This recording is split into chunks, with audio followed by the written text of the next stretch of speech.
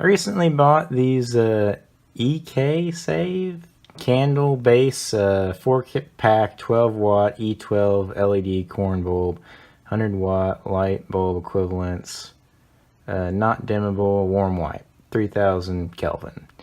And there are 4 of them, and I paid $20.99 for them apparently. And the thing that I noticed when I got, okay, so first of all, the reason why I bought them is because I like light, and that light right there in the fan has the candle base screws. And so there's 3 of them in there, and so like the largest, candle base bulb that you can get at Home Depot or someplace is like, 60 watt equivalent, which is like 500 lumens. And these claim to be 1200 lumens. So in theory, it should be, more than twice as bright as what was in there already, if these work. But when I got them, I noticed they're kind of crappy looking. This is the package that they came in, and the first thing that you'll see is that it doesn't actually indicate how many lumens are on the bulb. It's not written on the bulb anywhere, and it's not anywhere on the packaging, which kind of sucks. And it's not UL listed, so it's not safe. I don't even know if you burn your house down with one of these, if you'll be able to claim insurance money. So that's another thing to keep in mind.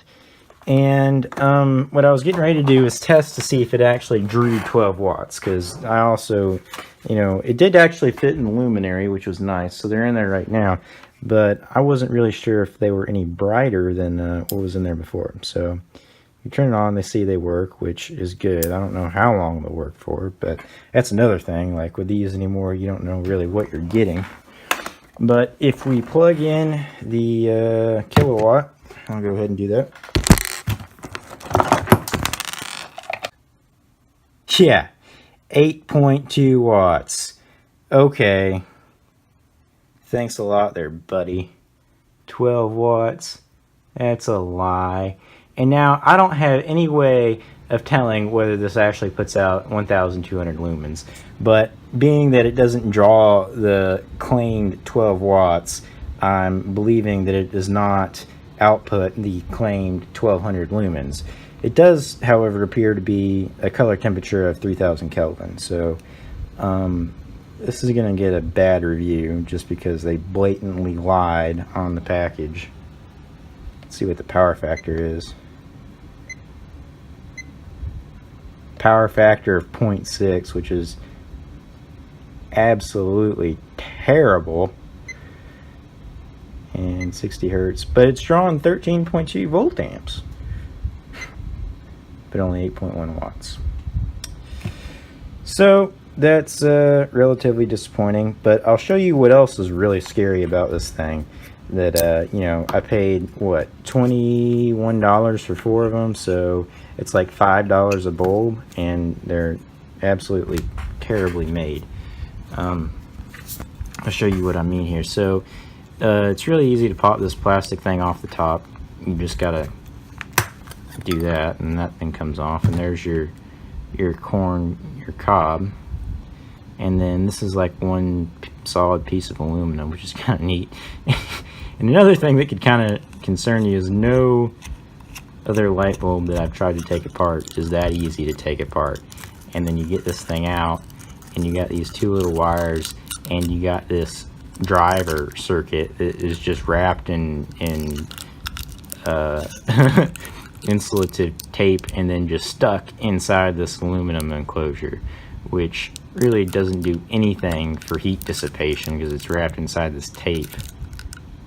I mean, it's pretty terrible. And the fact that it's not UL listed, you got this thing just flopping around there waiting to short out on something. I mean, you're basically relying on the guy who put this tape on here to put it on.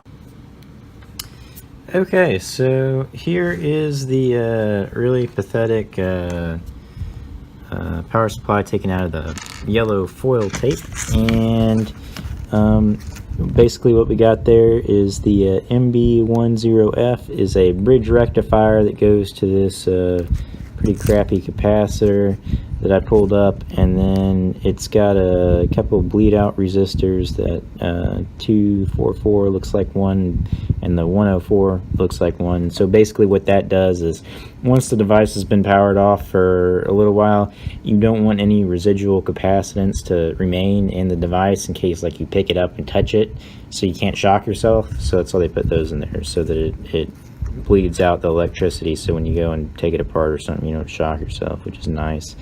And then a couple more resistors, and then this transistor thing that basically chops the voltage up so that it can go through this transformer and be transformed. It's in AC when it's transformed, and then it goes into a different voltage, so say like 40 volts. We'll see what it is later, but basically mains frequency transformers have to be a lot bigger, but since we have this transistor here, since it's rectified and then it gets chopped up again by this transistor, the transformer can be a lot smaller because it's operating at a much higher frequency.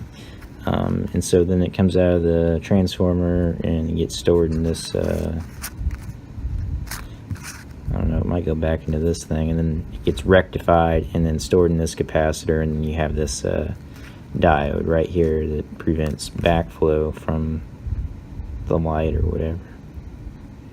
Or it might just be, once it comes out of the transformer, it goes through this diode and then it goes to the capacitor. Yeah, it looks like what happens. Well, so not super impressive. Pretty pathetic. But I will screw this in the base and try not. We'll flick it on. And we test the voltage and we get 86. So it's 86 volts with no load. I don't know what it would be with a load. But there you have it. That's a pretty crappy light bulb. Hey, thanks for watching. If you liked the video, please consider subscribing and give it a thumbs up. And let me know what you thought in the comments, and if there's anything else you'd like to see taken apart or reviewed. So thanks for watching. Bye.